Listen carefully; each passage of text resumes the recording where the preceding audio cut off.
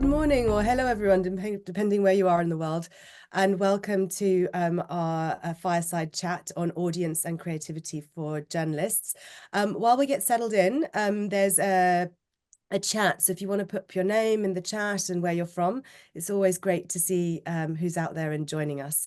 The Q&A will also be open for questions if you wish to submit those throughout the session. We'll try to get to some of those as we go through the session, but if not, we will try and maybe do a session on them coming up or get back to you on them. We're delighted to host a great lineup of panelists today.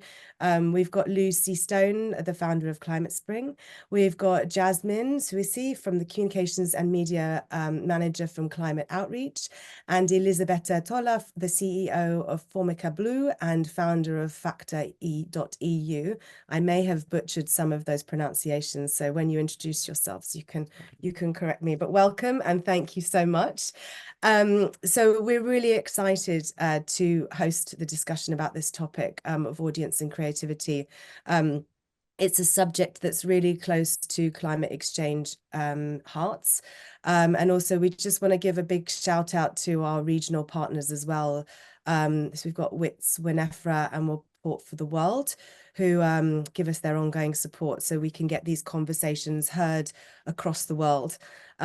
These fireside chats are part of the climateXchange Space Between program, and we look to bridge the gap, the climate gap between content creators and audiences, and also between regions, between business and academia, all in light of trying to get to smarter climate coverage that really changes the media ecosystem.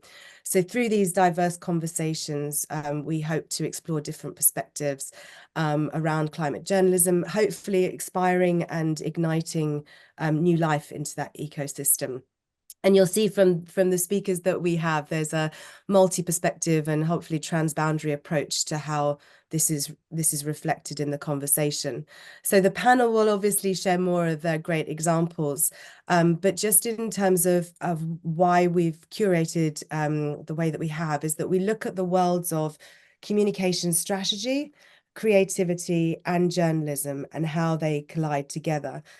And what this means pragmatically is sort of identifying and understanding your audience first. So we had a little chat before, so whether that be the end reader or politicians or policymakers or becoming part of the cultural vernacular, we're looking at how to write stories and climate content that resonates and is really understood. So ultimately, deciding if newsrooms will thrive and also if people will take action.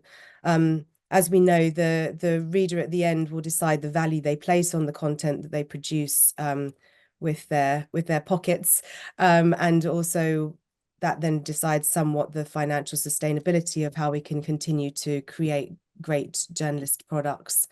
It also means we require an understanding of the audience and also a knowing of how to understand them, which can be slightly confusing, and how to use that human side to climate stories, and placing a lens on the human struggles, but in a way and in a format that they resonate with. So often this could be about compelling visuals that is not the lone polar bear or the lone koala in distress, but is something more around, you know, human struggle and triumph, or looking at the story cadence in a more creative way. So hopefully by combining the worlds of like innovation and creativity and also audience insight, we can build that credibility and trust across multi-format channels. And sometimes this might mean that some channels may need their own strategy. So maybe TikTok needs its own strategy. Maybe the way that we're creating documentaries or we're looking at content needs a different brief against it, based off an audience insight that we know and we've learned of. So hopefully that means we can meet people where they're at, and actually they can become ambassadors for both the newsroom, but more importantly for climate. So without further ado and chat from us, I'm going to ask each of the panelists to introduce themselves. So Lucy, perhaps you can go first and just introduce yourself and share a climate project you're working on, that's been directly formed by audience understanding and may change the traditional approach to this subject? Thank you so much, and great to be here in this important conversation. I founded Climate Spring a few years ago, and Climate Spring is an organisation that is working primarily in film and TV, but we work a lot with journalists as well to source and support stories that are going to change the narrative on climate, and change the narrative on climate away from just communicating the facts of the problem and the science of the problem and the fact that it's a problem, to trying to communicate what it means for all of us and how we're supposed to respond to that. And of course, that's needs a multiplicity of different stories for different audiences. And just to give an example of the kind of projects that we support, After the Flood is an ITV show that came out earlier this year in January, and it's a sort of 6-part prime time thriller. It's essentially a murder mystery, kind of police drama. So it's not really marketed as a climate story, and that's quite important because, obviously audiences are really starting to feel fatigue about climate change. I think we're in a very risky space on climate communications, where if we keep talking about how scary and bad the problem is, it feeds into that sense of fight or flight or freeze mode, or where people feel they don't want to read any more content about this or watch content because it's too much, and we're dealing with the day-to-day.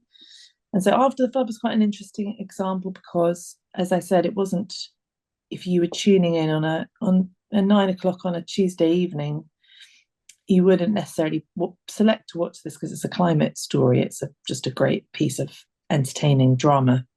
But in the story, it grapples with a small village in the north of England grappling with the flood effects of increased climate impacts.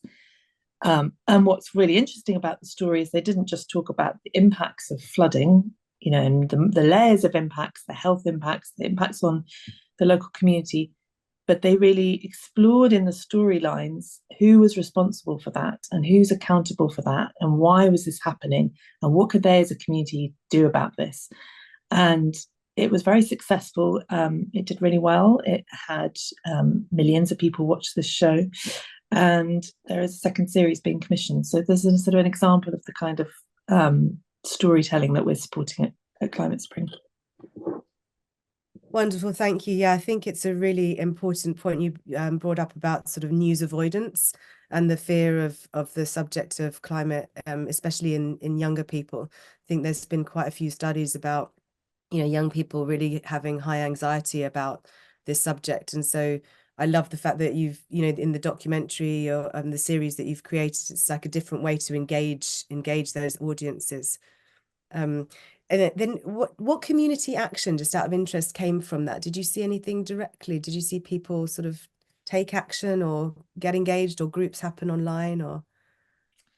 Well, it's interesting because at Climate Spring, we're trying to do something a little bit more subtle than, so normally, with a documentary, a piece of content that is trying to inspire specific action, there'll be an impact campaign attached to that, and there will be a call to action.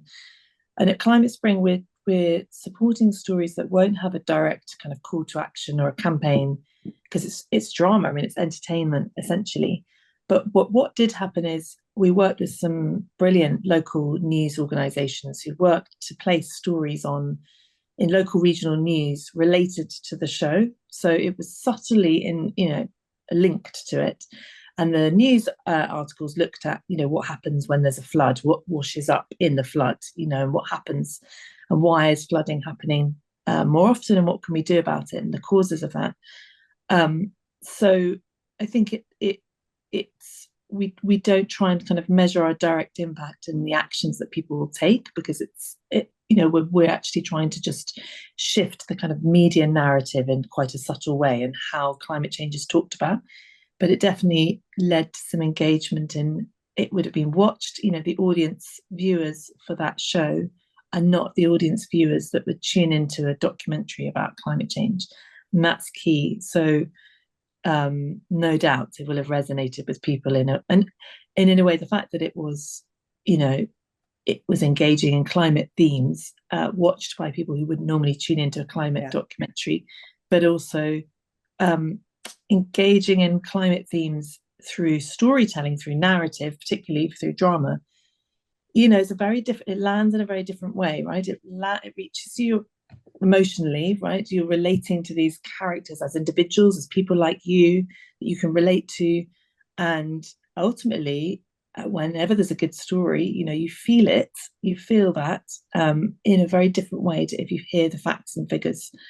And it's impossible to say exactly how that's going to lead to any change, but it definitely, there's lots of science and there's lots of evidence on how that kind of communication and that storytelling reaches people in ways that can start to shift their underlying beliefs and value systems. And that's really something so important because, as we know, you know, most people do know about climate change. They are really worried about it. They don't think anybody else is. They think it's just them and nobody like them. And often the climate people, you know, the climate activists are often portrayed, even if it's not true in real life, they're often portrayed as not like you, and it's not relatable. So these are the kind of subtle ways that we hope that, you know, these kinds of storytelling reaches people and does something to people in a way that we haven't been able to do in climate communications to date. Amazing. Thank you so much for sharing that. Elisabetta, do you want to share? Yeah. So good morning, everybody. I'm very, very glad to be part of this conversation today with all of you. So thanks for the invitation. And so great to hear and to see in the chat that there are people coming from very different places. So I come from Italy. I'm actually in Italy today. I'm based in Bologna. So this is a country where climate change is already impacting seriously, very strongly, particularly in some of the regions more than in others, but then also building on what Lucy just shared, for example, the heightened and augmented frequency of the extreme events is also having an effect throughout the country. Like we're going between cycles of drought to cycles of floods, and this is really happening very, very commonly the last few years. So I come from science myself, and I used to be a scientist. I am a science journalist now. So as you said, Shereen, I founded formicablu before and FactIU recently, as both initiatives are focusing a lot on science communication, and FactIU particularly is actually focusing more on journalism. So what I would like to share are 2 or 3 examples of different approaches that we're having to climate communication. For me, in first person, this was a journey, because I started trying to communicate the climate facts and data already 15 to 20 years ago. And that was a time when no one wanted to hear anything about it. And it was extremely difficult to convince any editor or even, you know, the people I was working with to say, okay, this is really important. There is the new IPCC report, or, you know, new reports that are telling things are really changing. They were all saying, well, yeah, but it's really boring and it's really something not related to everyday's life. So really, I totally agree with Lucy. It's really important to change the narrative and trying to find ways to tell these stories in a way that people feel that it is their story. So very recently, I was interviewing a scientist who just said, every story is a climate story now. We could talk about climate basically at any level, through many different types of stories. When you talk about fashion, when you talk about food, when you talk about holidays and tourism. So there are so many ways that you can actually approach a climate story instead of, you know, just going and trying to break down the new IPCC report and give people data. However, being a science journalist, I'm still doing even that. So I just want to share very, very quickly 3 examples of different approaches that we've been dealing with in the last few years. I'm a chief editor of a university magazine, which is called Il Bo Life. It's edited and published by the University of Padova. But it's not a magazine talking about the University of Padova. It's really like a very broad range magazine. So we can really talk about a number of different issues. So But we decided to focus a lot on climate in the last couple of years, not only on climate. This is really important, again, related to what Lucy was saying, not to give the people, and our audience particularly are mainly students, young researchers, and university lecturers. So people who are extremely interested, and yet they are feeling anxious, and they are already quite scared. So it's really important to give them a broader perspective and not only the dry data in a way.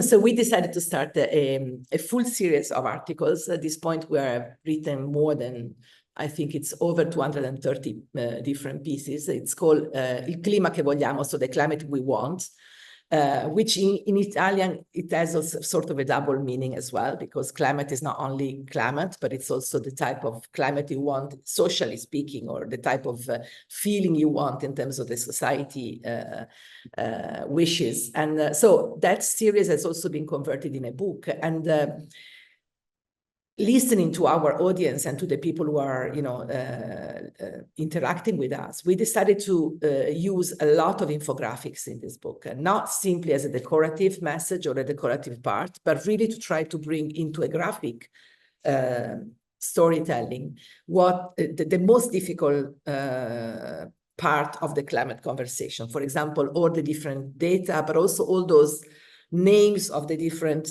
institutions that are involved, their role, and the way that, throughout the last 15 to 20 years, we had the COPs, and then we had a lot of different international and national organizations dealing with different parts of the climate story. And so we try to put in a graphic way all of those kind of facts and data that were more difficult to convey in a text, and then leave to the text the possibility to actually go more into how people can actually deal with this, or how they can react. And there is a lot of effort here to look not only on solutions. I mean, solution is part of the story, but it's not all the story, because we don't have solutions for everything at the moment, but also to see how, working on your community and working with your community, you can actually try to find a way, for example, to adapt to the change. So this is a big effort that we're putting into communication.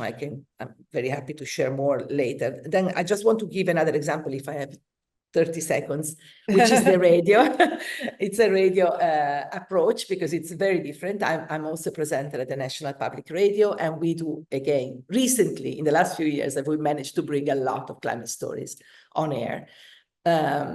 And there we have direct interaction with listeners, because it's a live program, so they actually send a lot of messages.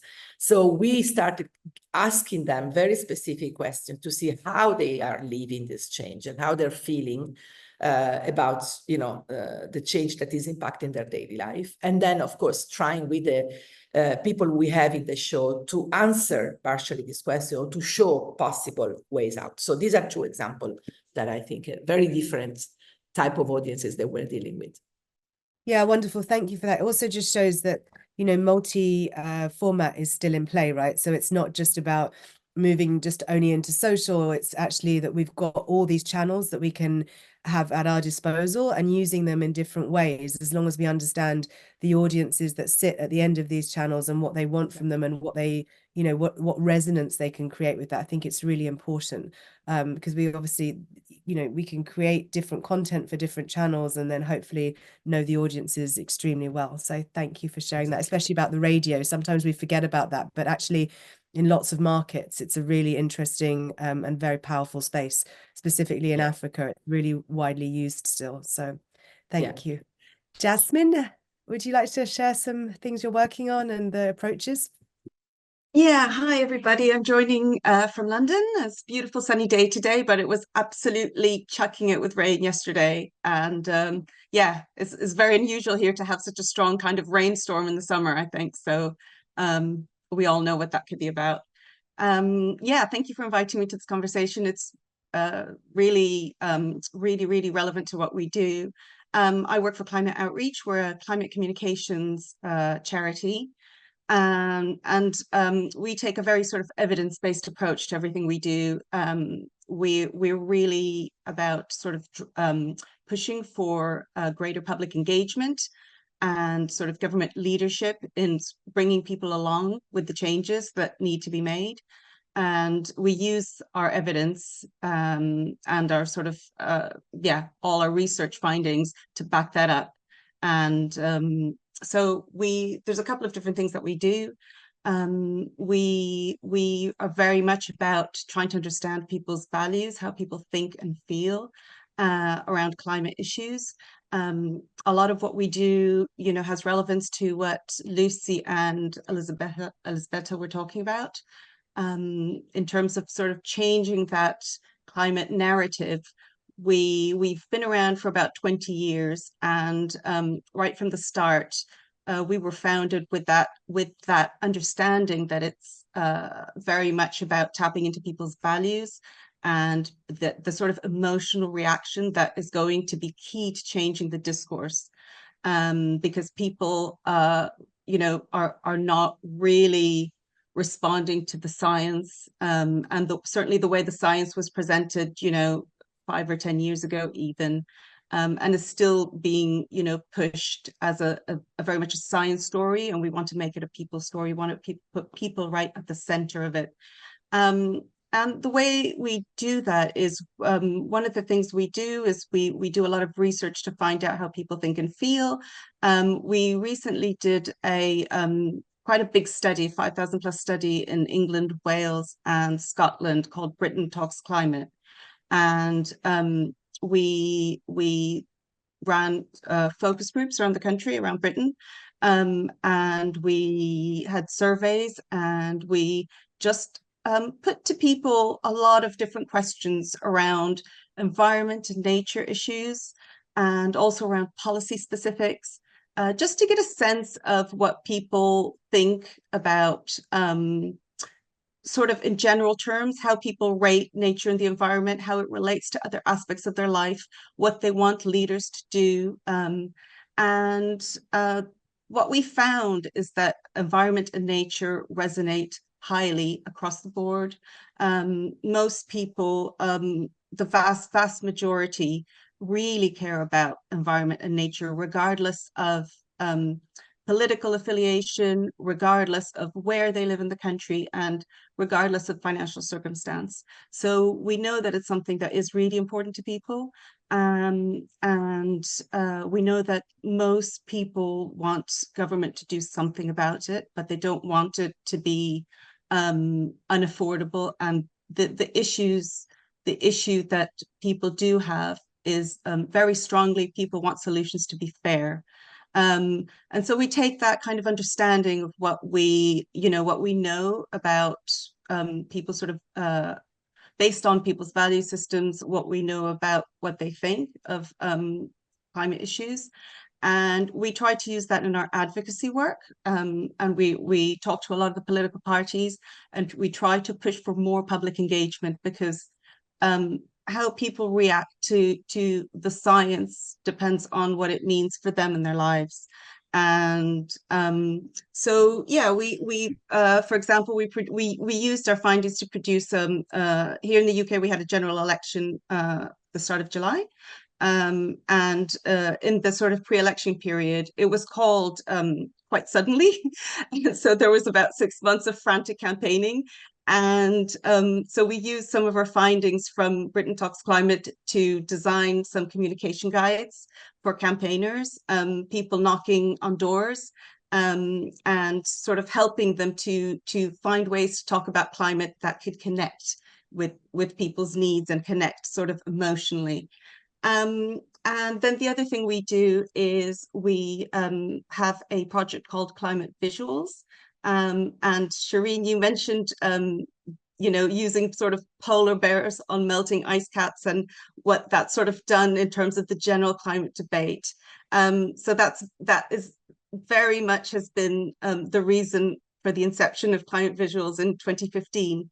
It's basically, I think it's the world's only kind of evidence-based program of climate change photography.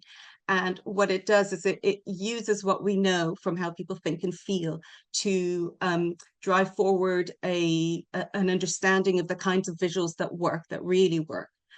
So we worked with The Guardian to get that kind of editorial understanding of what is good climate change photography. So going from like the polar bears on the melting ice cap to putting people more in the picture, showing the impacts of real people, and creating that kind of relationship between the reader and what they're looking at, the content. And it's like, I guess, similarly to what Climate Spring do, you know, bringing it down to the regional level. So, you know, how does flooding impact you on your street, in your town? You know, we do sort of very much give that guidance that you need to bring it down to what it means locally, and what it means when you look at the impacts of people like you. And again, just relating this to something that Elisabetta said, not thinking of it as the science being distant to your own reality, and yeah, creating those connections. And sorry, I'll just add one more thing. The other thing that we do is we have a climate ambassadors program, and we've worked for a number of years with climate scientists to help them to speak to the wider public, and how to sort of communicate well on climate science. So how to sort of translate all their expertise and their knowledge into language and ways of speaking to a broader audience that will really kind of resonate and, you know, be sort of be relatable. And so, yeah, that's kind of about tapping into people's value systems and emotions, and what's important to them, you know, personally. Yeah, thank you. I think the common theme here is that this is a communications issue, right? So there's how climate's been reported in the past is very much as a siloed, and still is, to be fair, in many cases. But what we're talking about is actually how to bring it into multiple formats, but also through, more importantly, the stories that resonate, and that's a communications issue through imagery, language, you know, actual drama. Whatever the format be, even in terms of podcasts and radio, how does it become more entertainment and more part of the cultural vernacular? And then, you know, we always have these great conversations about what's the bridge language. You know, how do you actually create a bridge between a world that does look very fear avoidant and very, you know, sort of scary, and then this world that, I think, Lucy, you mentioned it in the conversation we were having prior, this one that is upon us now. It's a world that is sort of here and it's real, but how do you get people to sort of see that world in a different way that doesn't look so scary? Just Jasmine, you touched on it a little bit, but I just wanted to ask the Brain Trust, why I have you here, what tools or ways of working do you use to gain the insights and knowledge about your audience, to create the briefs or to create the sort of the bedrock of foundation for how you sort of approach a story or a piece of content? Don't know who'd like to go first. Perhaps Jasmine, we'll start with you because you touched on it, what you've been doing.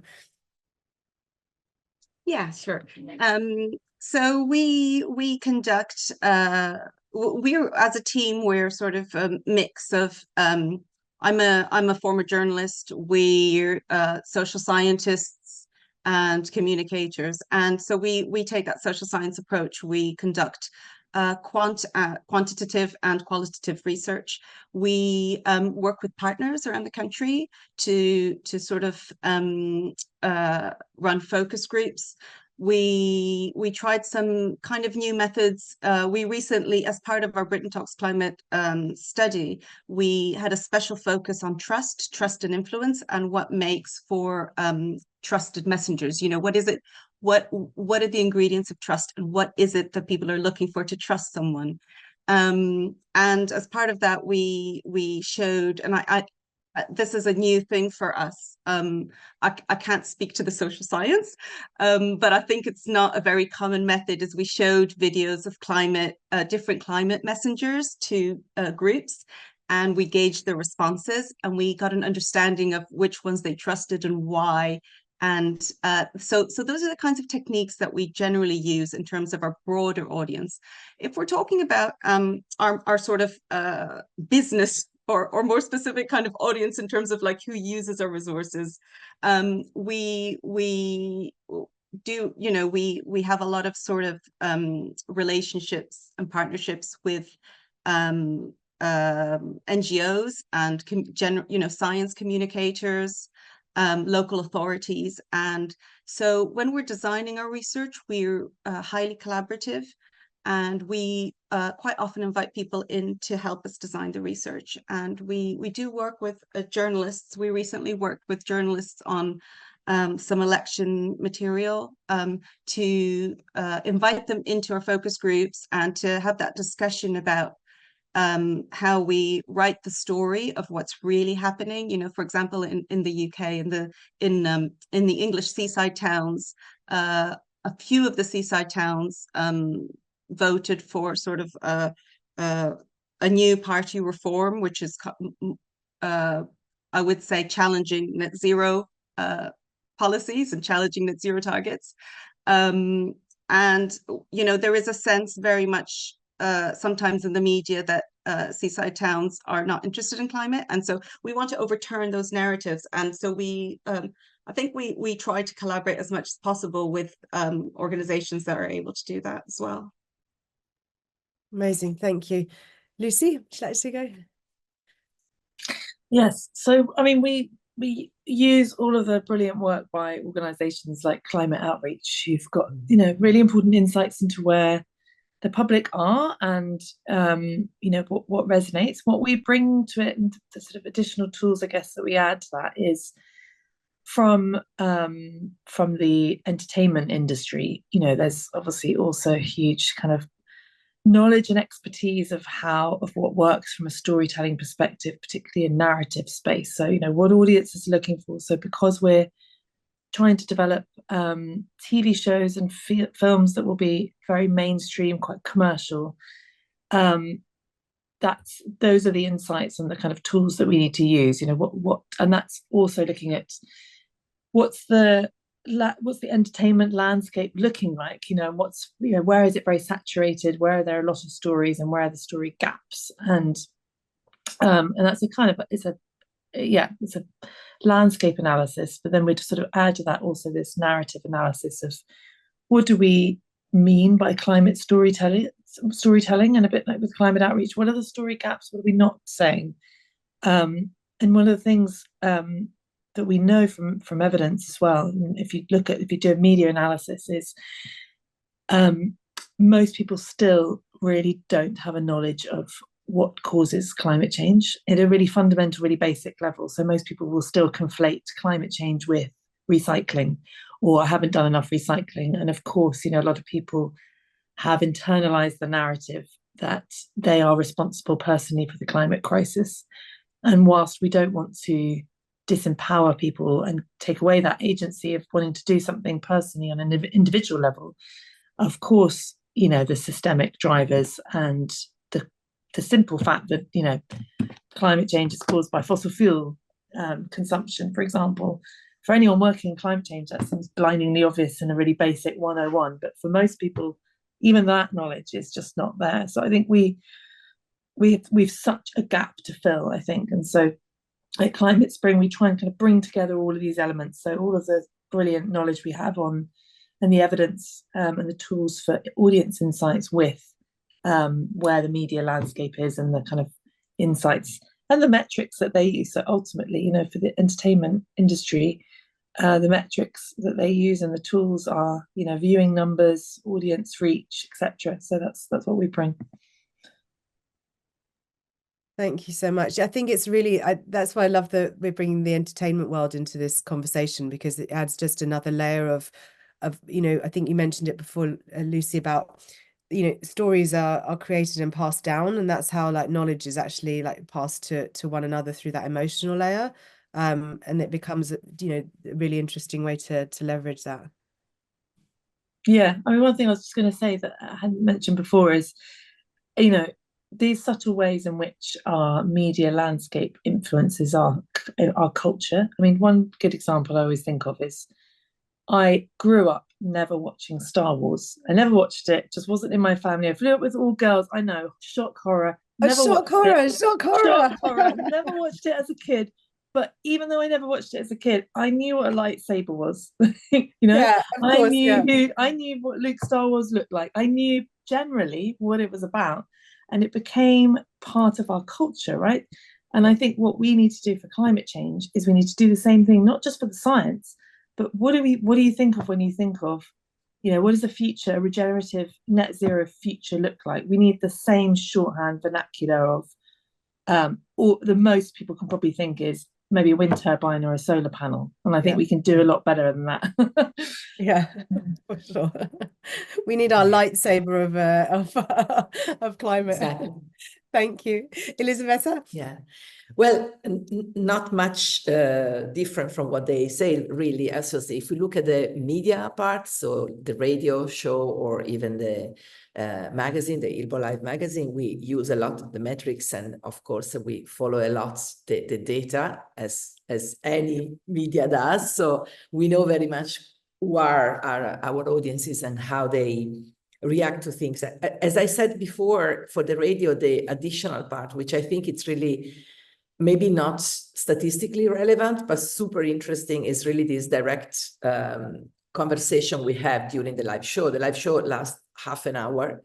And anytime we discuss a climate-related story, which is now quite often, we have this conversation. We had like floods of messages. And I totally agree with Lucy. Many people feel that it has a lot to do with what they do and how they do. Like, you know, there are so many people telling us what they do is, I don't know, save water. In Italy, we have a huge problem of drought. So of course, you know, like they don't waste water, or they do recycling, all of these things. So, yeah, they see the connection. But I agree with Lucy also, it's very important to make it very clear that, of course, your personal contribution is super important and doesn't have to be by any means diminished or whatever, but the same thing is that at the same level, we need to give them the perspective that you need to work on a systemic level, and you need to also advocate with your local, national, or, you know, international policy level to really push forward. So that's one thing, and I know it's not statistically significant, but that's maybe my major source of inspiration, you know, the fact that I get all of these messages and people really reacting directly. Now, one thing I want to add, it's a very different, the radio audience, we're talking about more elderly people because the show goes live in the morning. So of course, the people who are actually writing are people who have the time to listen and react and write, certainly not young people who are at school or, you know, or university, while the magazine is more addressed to those kind of people. But we also tap into a lot of research. And so as Jasmine and Lucy just mentioned, we both use research that's produced by other you know, organizations. There are a lot of very good research trying to measure how people react to how people feel and perceive the impacts of climate change in their life.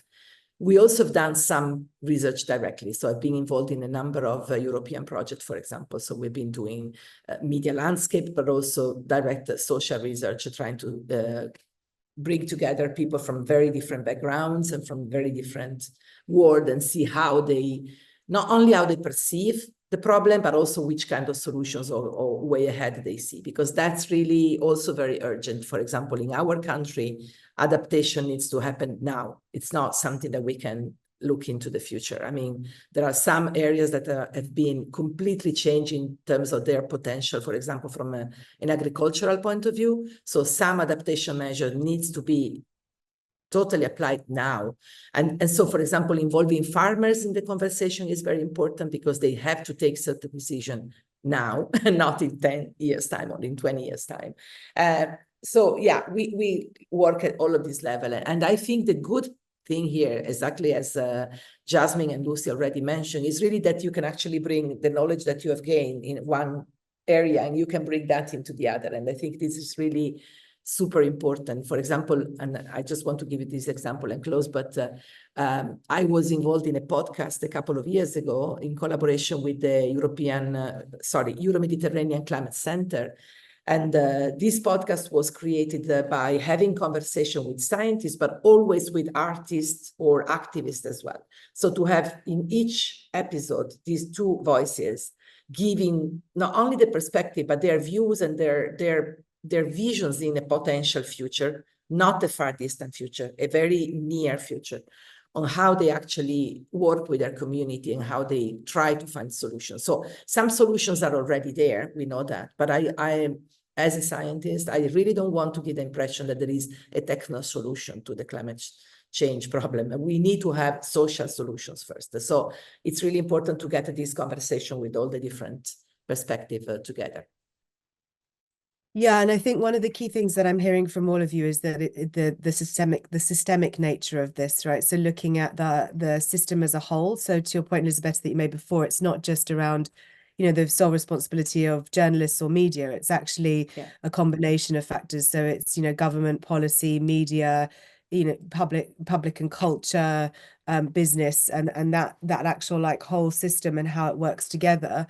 Is how the change and solutions are created, and you know, to Lucy's point, it's not just about the end user thinking, oh, I've got all this pressure on me, I'm trying to do the best I can, but my solutions are running out and I don't know where to go, so recycling is my only way. Whereas actually the root cause is much deeper, and helping people to understand that is really essential.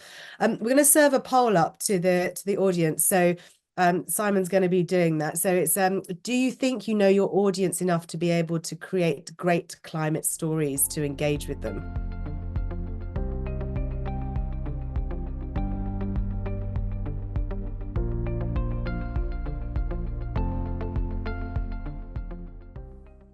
I wanted to move on to a sort of more pragmatic piece about urgency, and I think we've all touched on it now. You know, this is not a problem of the far future. It's here.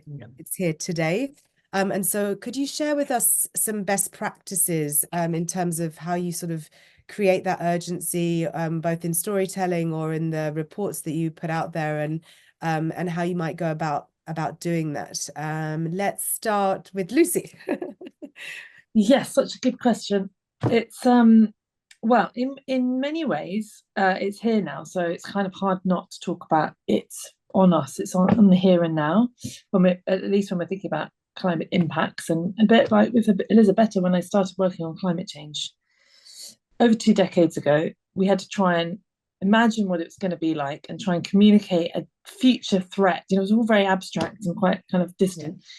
It's here now, but of course, when there are lots of other issues that people are dealing with, they're dealing with the cost of living crisis, they're dealing with the day-to-day of trying to get by, it can still, I think, be communicated in a way that it's either such a big problem that how can I internalize and think about that when I've got other things to think about that are more immediate, or it's still, I think, presented as such a meta abstract issue that it's still quite distant. So to answer your question, I think the ways that we approach this at Climate Spring is we try and break down what are we talking about when we're talking about climate storytelling, and quite often we're not actually talking about communicating climate change. What I mean by that is, if we think of climate change as the symptom of the problem, much like inequality, you could say, is another symptom of the system in which we're living in. And if we think about that, and instead we try and shift to talk about the root cause and the accountability story around who's responsible for where we are, that's a story of justice and accountability. And there, the kind of emotions you want to ignite in your audience are outrage, indignation, justice, you know, that kind of sense. And then secondly, stories of the transition and then the vision of where we're heading to.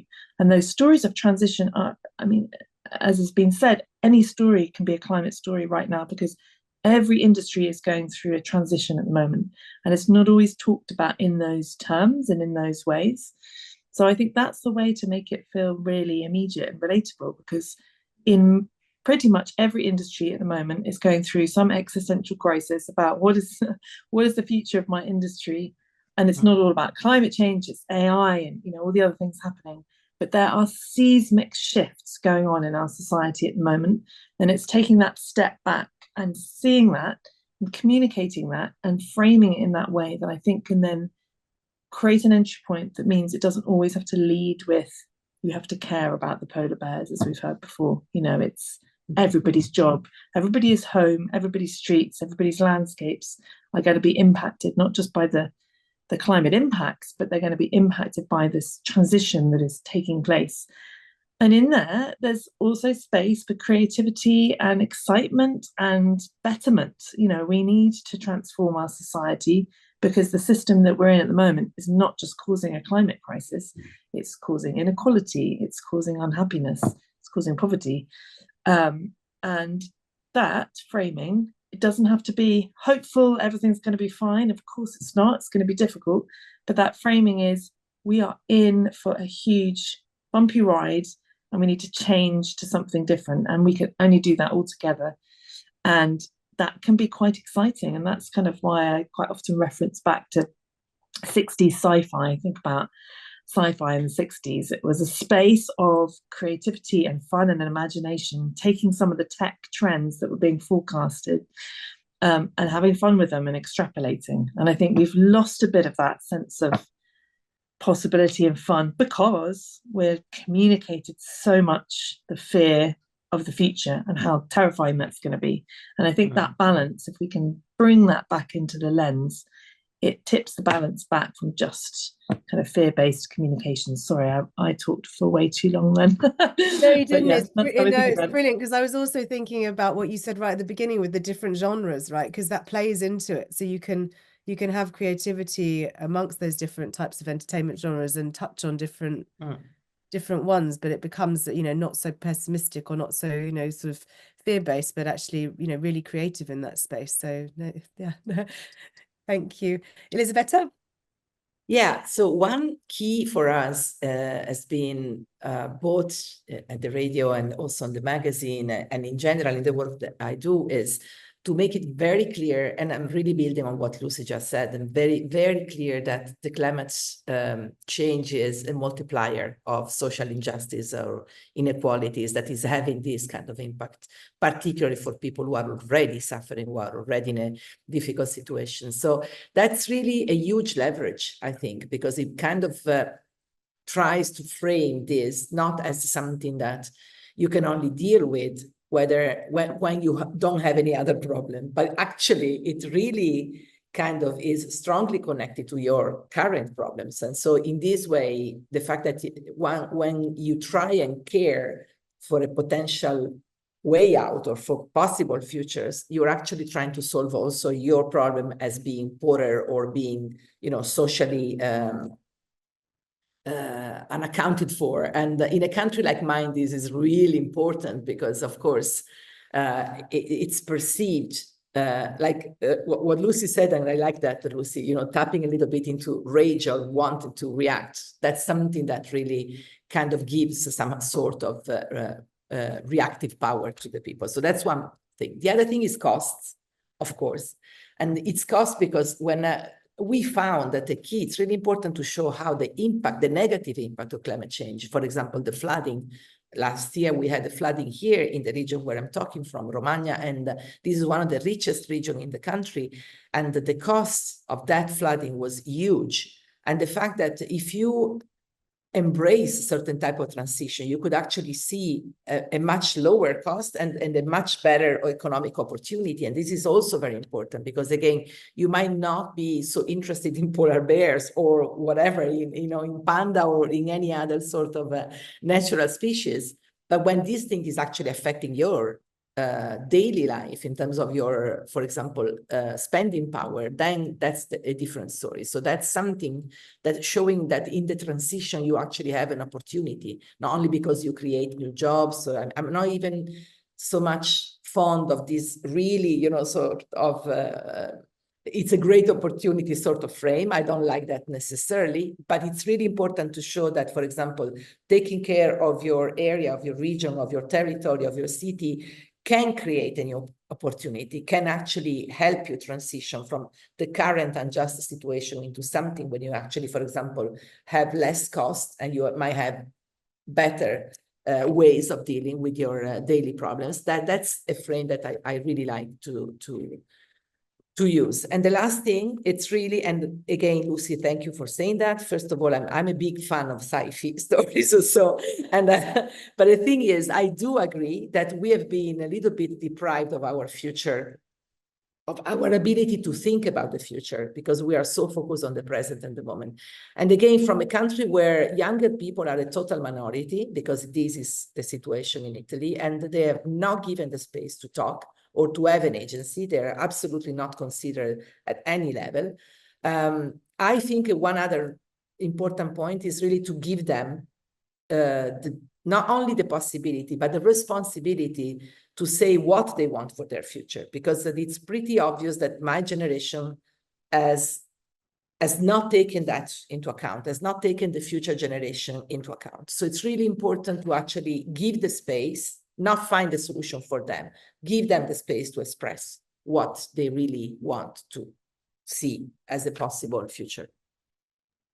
Thank you. I think from what I'm hearing from both of you is that, you know, the reality is now. And like, actually, it's not from when, you know, when we all started in this space, it was, I think, Lucy, you said it, the reality was like this sort of this future was this strange thing that was quite far away.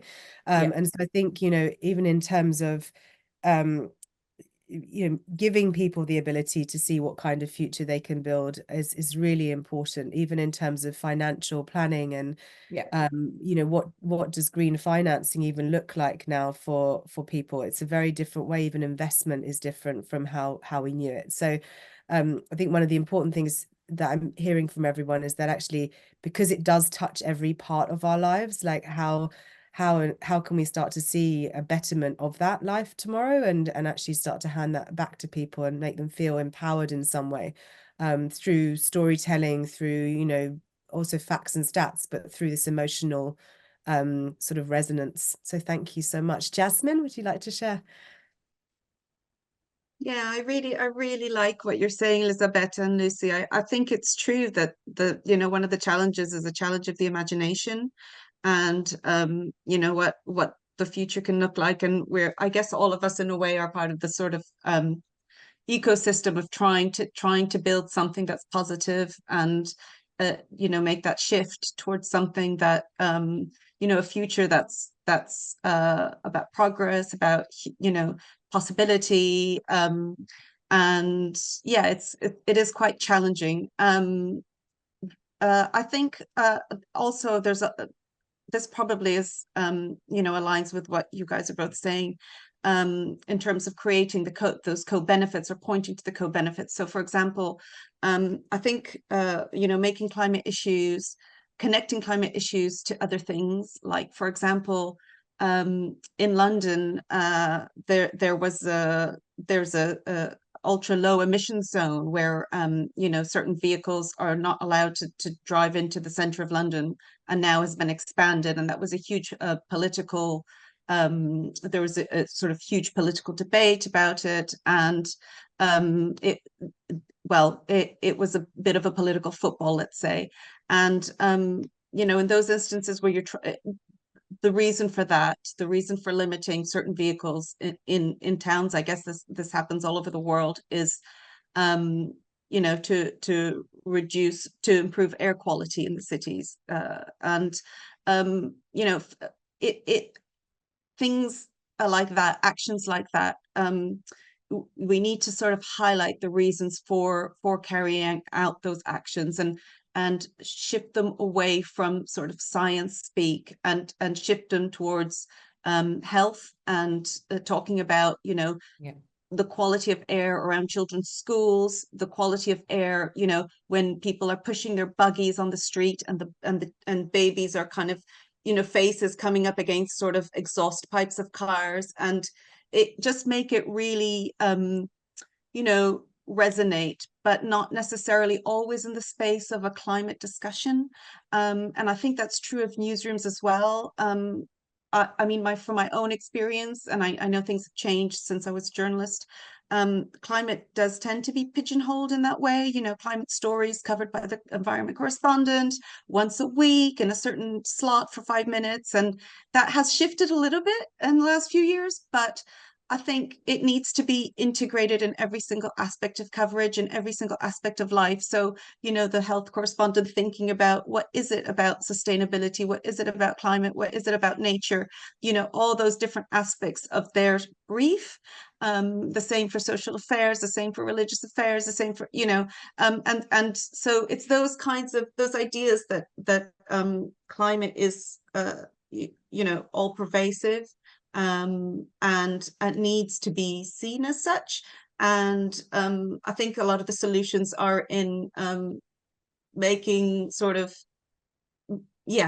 making it, you know, making it relevant to everything really, and making everyone, by everyone being responsible, I don't necessarily mean a focus on behavior, but I just mean people, you know, people in all professions. And I think Elisabetta or Lucy made the point that you know, it should be cross-sectoral, you know, because it's you know, relevant to solutions are relevant to every single industry, every single sector, and they're all changing. And you know, so in that sense, I think that's probably how we move forward. Yeah, and in terms of, you know, wider sort of political debates, pointing out those co-benefits to, you know, just sort of solving climate issues, for example, with the cost of living crisis, you know, renewable energy as a solution to high energy prices. I think that's really effective. And I think in the UK, I think we are likely to go, you know, to see more of that in the sort of political space. But I guess we're at the point now where people need to feel like that's really genuine and that the people who are saying it can be trusted. And then it comes to looking at delivery, and you know, that's the other side of it, that you know, for people to have that trust, they need to see things being delivered. And so yeah, the solution is also in the delivery. Yeah. Thank you so much. And there's a perfect segue into another poll that we're going to ask. But do you think that journalism does a good job of finding climate angles that actually matter to people? So I think that's one of the things that's been a common theme that we've been talking about. It's like this, you know, there's lots of things that can be reported on, but what's the actual resonance of that? And how does that actually sort of cut through a lot of the news clutter that is around? You know, even when you scroll through, I think someone mentioned your climate is still siloed somewhere. So unless you've got an interest in climate, it won't be fed up to you in your algorithm. It will be pushed down because it's not a story of interest. And typically sport or politics, especially the political landscape we have at the moment, takes the lion's share of front page space.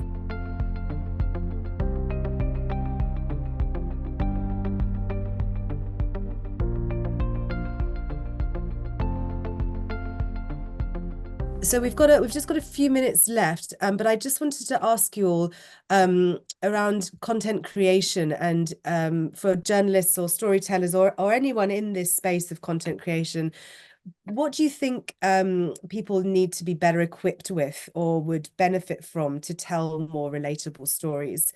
You know, ranging from not only maybe production skills or understanding formats, but all the way through to sort of strategizing threads or themes or angles. So maybe Elisabetta, do you want to go first? Yeah, well, it's a tough it's a tough question, Shereen, to be honest. I think that on one side, I've been for many years convinced that, you know, people needed to have the basic facts at least straight, also linking to what Lucy was saying before, not to feel overwhelmed at the same time, not that they are responsible for every single aspect of this. But I'm not so sure now anymore about that, and that's why I'm trying to work more on not so much on the emotional, but also on this future envisioning possibility. So what I would like to have, to be able to you know, to communicate with the audiences I'm interacting with, is really giving them the facts on one side, but also the tools, the ideas that can help them think about how they imagine their present and future, how they can actually design a present and different future for themselves. So for example, when we talk about the younger generation, which is something I really feel for, maybe as I said before, also because I come from a country where younger generation is really shrinking in a way, and this is really worrying. I would like them to have these, to feel that they have enough facts on one side, but also tools to really, be there and decide, okay, what we want to do, how do we want to build our future city, future village, whatever, future policy, even in terms of the policy. Actually, one thing that I really feel we miss a lot is the very concrete side of what you could do in terms of policy advocacy. I think many people feel very detached from that at the moment, and they don't feel they can actually really bring, content and inspiration to their policymakers. And just to mention this, in Bologna, where I'm living, we had a very interesting experience in the last year and a half with the climate assembly. So people brought into the city council and city government to actually inspire the policymakers for the climate policy. And I think that was a very good experience. I hope this doesn't remain an isolated case. I really hope that kind of experience, even nurtured by information, by journalism, can actually give people the possibility to feel closer to those who then shape the policy of the place where they live. Great, thank you. Jasmine? I think local journalism can be a solution to that kind of lack of information awareness, and showcasing what's really happening on the ground. There is a lot going on, and I think Lucy made the point at the start that people think that they're alone in caring. And the more you shine a light on how many people are out there doing things, really active in terms of different climate actions, a whole range of activities, whether it's repair workshops, whether it's, community energy projects, and just connecting the dots. And I think certainly in the UK, and I think this is a worldwide problem, local journalism has been decimated. And I think there needs to be more funding for local journalism to be able to communicate those stories.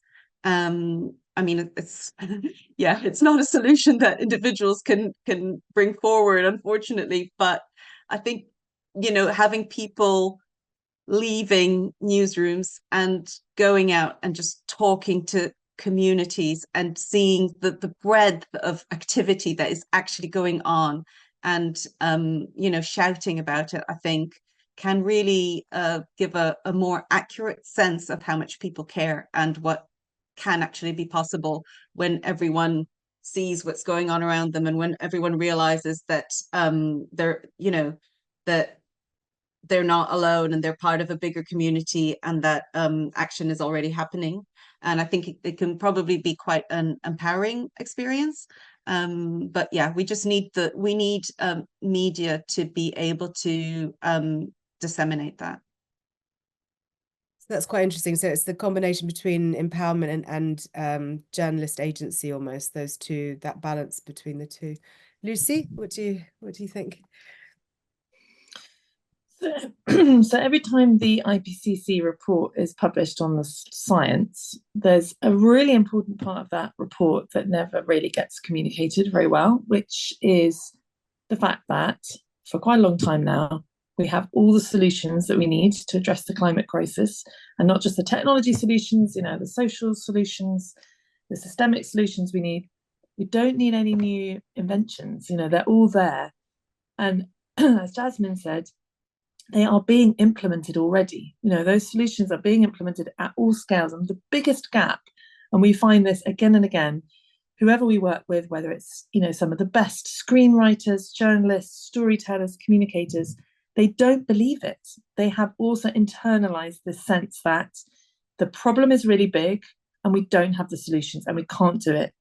And that is the winning strategy of the fossil fuel industry. The fossil fuel industry has wanted us to believe that the fossil fuels are the backbone of the economy. And if you take that away, everything crumbles. We go back to the dark ages and we've got to live in live in a hut without any technology. And we've all internalized that. And in our communications, in media communications, that is unwittingly perpetuated.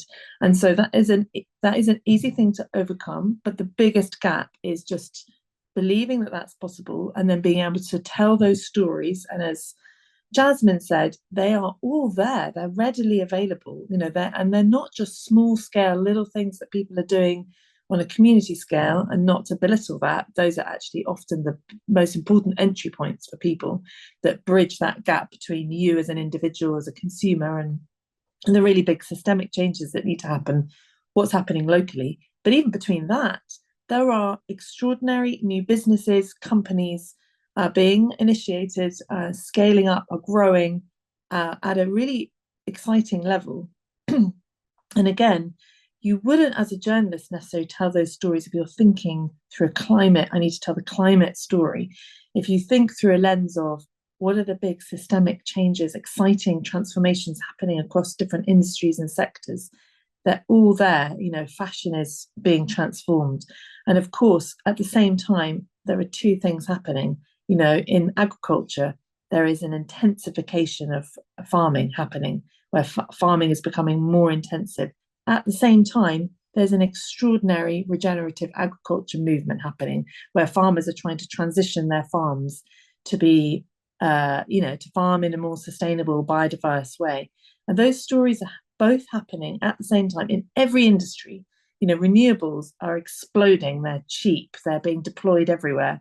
And of course, at the same time, the fossil fuel industry is doubling down and trying to extract the last drop.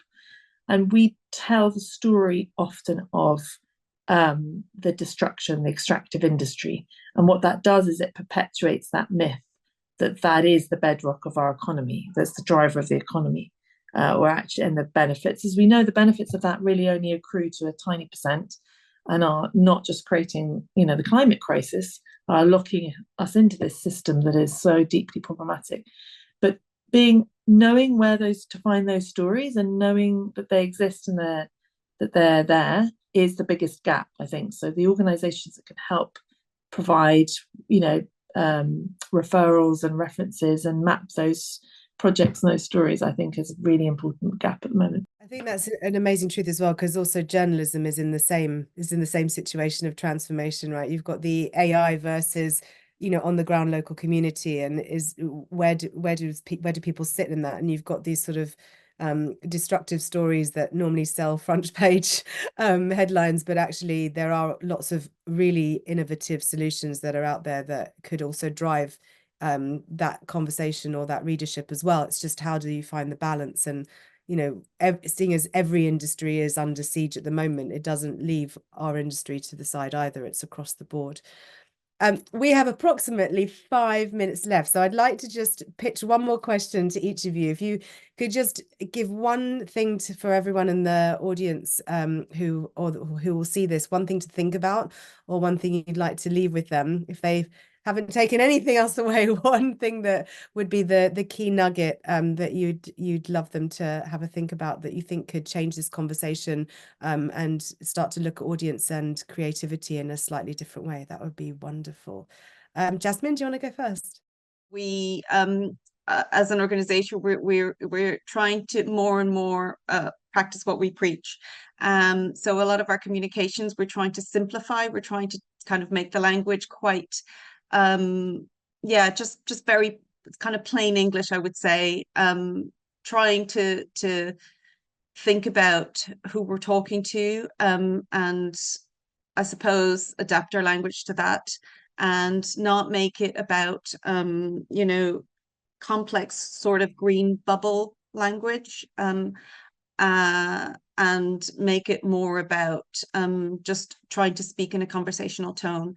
And so that's something we're trying out. And I think it's kind of an effective way to communicate. So I think that's like, the key to a lot of sort of climate communications getting better, is that you're not kind of preaching to the converted, let's say, but trying to speak outside of that kind of climate interested bubble. That's, I guess, probably something that might be useful to a few people. Amazing. And anyone who needs some tools with climatevisuals.org or anything, you've got a plethora of evidence-based information on the website, correct? If people want to have a look at that. That's right. Yeah. So thank you for reminding me. Yeah, we do have a library of climate change photography. You should check it out. It's Climate Visuals. It's free to use for anyone. You just need to register as a user, free for editorial use. And it's really brilliant photographs from very diverse photographers. We're working now to expand our images to cover the green transition in the UK. So yeah, have a look and hopefully use our pictures. Thank you. Elisabetta, do you want to share her nugget? Yes, just a very quick one, which is, again, building on what you were saying, Shereen, before, because we just mentioned, quickly that even journalism is a transitioning industry, which is true. And I'm a strong supporter not only of local journalism, but mainly of independent journalism. I think there is a huge difference between legacy journalism, very often media, not all media, but I can talk for my country because there's been a big study showing that many of the legacy media are so linked to the fossil fuel industry that they are they find it very difficult to do what Lucy was saying. So find those stories that are showing another way and showing another possibility. But there is a lot of independent journalism now popping up around Europe. There is, for example, a climate network of independent journalists and independent media, and they're doing a huge effort in trying to exactly tell those stories. So on one side, I say that cooperation with this media, it's really good because, if you are on a local level doing something interesting or, you can actually cooperate with journalists and trying to get that story out. On the other side, those are good sources. So if you are actually looking for a solution or potential example or other things that can resonate with you, you can find those stories more on these independent media. So I would give this as a tip, try to find your sources of information or cooperate and support your sources of information when they really are committed to tell stories that can really help this kind of transition. Wonderful, thank you. Lucy? I was thinking, imagine we were going through the Industrial Revolution and you weren't writing about it. So kind of seeing the wood for the trees and stepping back and thinking, we're going through this extraordinary transformation of society, and what stories are you telling about that? And of course, there is a relentless story of accountability that needs to be told, and that is the obvious, place for journalism, is to shine the light on all of those injustices that are holding us back from transforming to something more sustainable. And that is, we are not at the limit of accountability journalism, I think, at all. And that's not just, fossil fuel companies are evil. Everybody knows that. It's all the very many ways that the enablers of the current system are holding us back. That's the banks and the PR industry and the media industry too. So there's a huge accountability story. And then, as I said, the story of transition that we're going through and finding those different angles on telling that story at the local, regional, national, global level is a rich space to explore. And there are lots of climate organizations that can help with that. And I will give a plug for our report that we've just published. It's a very short guide, which is our attempt to try and help the entertainment industry tell the climate story. So you can have a look at that on our website. That's free to download. Thank you.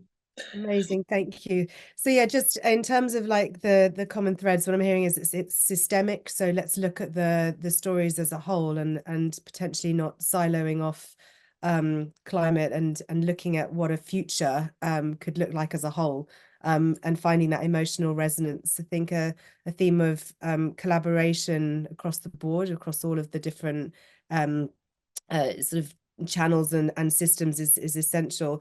But I think the ultimate key theme that came through here is really about that we're all in transition, and the embracing of that transition and how we actually start to frame that and reframe it is the critical element, not only in terms of of hope, but also in terms of opportunity, betterment, excitement, even, that we can collaboratively change the world and do that together.